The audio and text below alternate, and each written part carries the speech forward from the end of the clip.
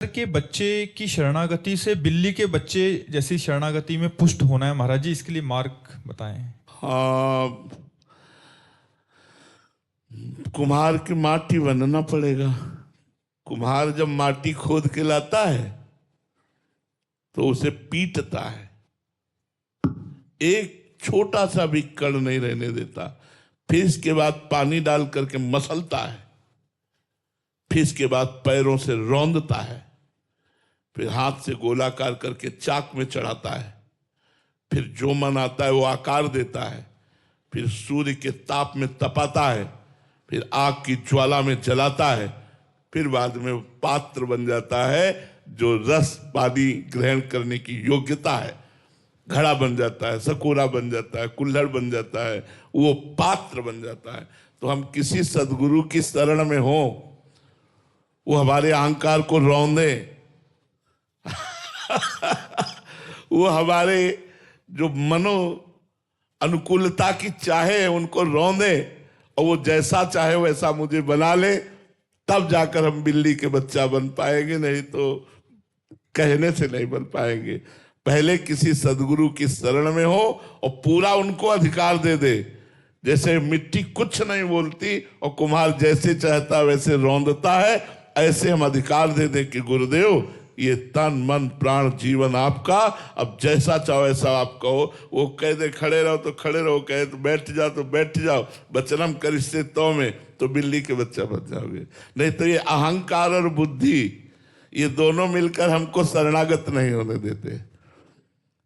कहने को केवल रहता है भगवान आपकी शरण में हो, लेकिन वाणी से केवल शरणागति की बात करते हैं। हृदय हमारा अहंकार और कर्तृत्व भाव से रहता है। अहंकार भी मूढ़ात्मा करता है। जब तक किसी संत महात्मा भक्त जनों की शरण में जाकर उनकी आज्ञा के अनुसार नहीं चलते, तब तक ये अहंकार बना रहता है, रौंदा नहीं जाता।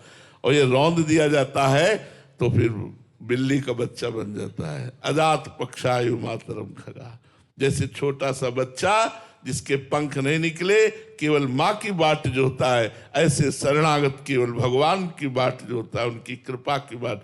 हम आपको बात बता रहे हैं, जैसे माँ पूरा श्रृंगार कर देती है बच्चे का, पर एक टिक्की काली लगा देती है, तो नहीं लगा देती, एक दो टिक्की काली ले ले, तो उससे पूछो अरे बावरी इतना मल मल करके इसको स्नान कराया, फिर ये काला धब्बा क्यों लगा दिया? बोले किसी की नजर न लग जाए। ऐसे ही भगवान अपने भक्त को पूरा प्योर शुद्ध बना देते और एक दो बातें छोड़ देते जिनमें लोगों की नजर फंस जाए, जिनमें लोगों की नजर रह जाए, नजर न लगे और वो उसी में रह जाते। भैया जैसे भगवान की लीला समझ में नहीं आ सकती, ऐसे महापुरुषों की लीला समझ में नहीं आ सकती। हमको चाहिए कि शास्त्र के अनुसार चले, तब हम उस स्थिति को प्राप्त होंगे। बिलैया का बच्चा बनना महापुरुषों की शरण में आकर ही है। पहले बिलैया के समीप तो जाओ, जो बिलैया बन गए हैं प्रभु की, उनकी समझ में जाओ, तो उनकी शरण में जाने पर आपको बच्चा वो बना देंगे। वो पूरे भगवान के हो चुके हैं, अब वो आपको उठाकर भगवान की शरण में रख देंगे। बिना भक्त के संग के भक्ति का प्रादुर्भाव नहीं होता। भक्ति स्वतंत्र सकल सुख खानी और बिन सत्संग न पावे प्राणी। बिना सत्संग के, बिना साधु कृपा के साधुता नहीं आती, भक्ति नहीं आती, ये पक्की बात है। सोम शिखर जी, जय जगन्नाथ। राधे राधे महाराज जी। महाराज जी, पहले युगों में भक्तों को भी एवं कंस जैसे असुरों को भी बाहरी दिव्य आकाशवाणी होती थी, परंतु कलयुग में हम वर्षों से राधा राधा जप रहे हैं, कोई बाहरी दिव्य आकाशवाणी महाराज जी होने रही। यहाँ युग धर्म का प्रभाव है, नहीं आपकी बात हम मानते हैं, युग धर्म का प्रभाव होता है। कलयुग में बड़ी मलिनता है।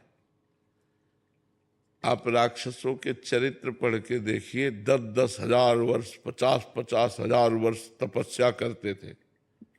ऐसे थोड़ी वो संसार को हिला दिए। और तप हिरण्यकश्यप ने इतनी तपस्या की कि शरीर ही नहीं रह गया था, हड्डी हड्डी। तो ब्रह्मा जी ने जब कमंडल में जल डाला तब उसका शरीर फिर पुनः प्रकट हुआ। तभी तो त्रिभुवनपति पूरे त्रिभुवन को हिला दिया, कोई जोड़ नहीं था।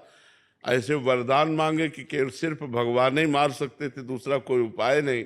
भगवान ने फिर नरसिंह रूप रख करके, तो पहले क्या था कि बड़ा पवित्र वातावरण था, तो राक्षस भी पवित्रता से तपस्या करते थे। और अब तो देखो अधिकतर संध्या नहीं करते, बंधन नहीं करते, शराब पीना और यहाँ तक कि मांस खाना,